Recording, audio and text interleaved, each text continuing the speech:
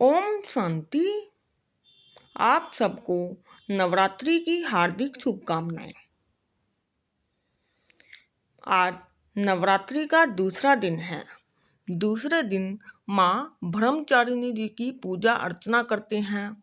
बड़े धूमधाम से उनका स्वागत करते हैं। यह माँ दुर्गा का दूसरा स्वरूप है। जिस प्रकार माँ शैलपुत्री अर्थात छोटी कन्या पवित्र, उसी प्रकार ब्रह्मचारिणी अर्थात तप का आचरण करने वाली, तपस्या में लीन रहने वाली। कहा जाता है कि माँ ब्रह्मचारिणी शैलराज की पुत्री थी, वही पार्वती रूप में जन्मी थी। जिस प्रकार बाल्यावस्था में शैलपुत्री नाम पड़ा, उसी प्रकार उनके किशोरावस्था में ब्रह्मचारिणी नाम पड़ा, क्योंकि भगवान शिव को पाने के लिए उन्होंने शिव की तपस्या की, कई वर्षों तक तपस्या की। ब्रह्मचारिणी अर्थात जिसमें ब्रह्म का अर्थ है तपस्या और चारिणी का अर्थ है आचरण करने वाली, अर्थात तपस्या में आचरण करने वाली।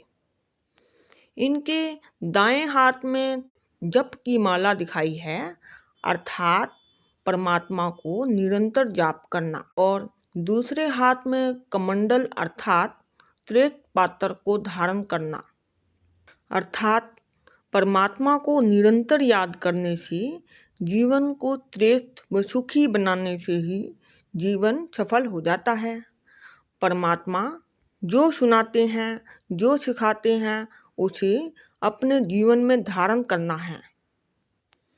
माँ ब्रह्मचारिणी जी को हमेशा तपस्या में रहते हुए दिखाया है, अर्थात तपस्या से ही किसी भी प्रकार के विघ्नों को समाप्त कर सकते हैं।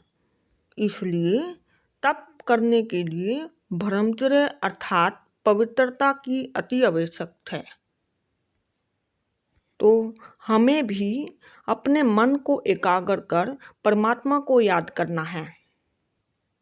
माँ ब्रह्मचारिणी जी के इस रूप में हमें संपूर्ण पवित्रता द्वारा तपस्वी जीवन और श्रेष्ठ जीवन बनाने की प्रेरणा मिलती है। माँ ब्रह्मचारिणी भी परमात्मा शिव की शक्ति है। तो आज माँ ब्रह्मचारिणी जी को सामने रखते हुए परमात्मा शिव से पवित्रता की किरणें फैलाएं, अपने घर के चारों ओर पवित्रता की तरंगें फैलाएं। आज नवरात्रि के उपलक्ष्य में ये सम्मान याद रखें। मैं राजयोगी राज ऋषि आत्मा हूँ। ओम शांति।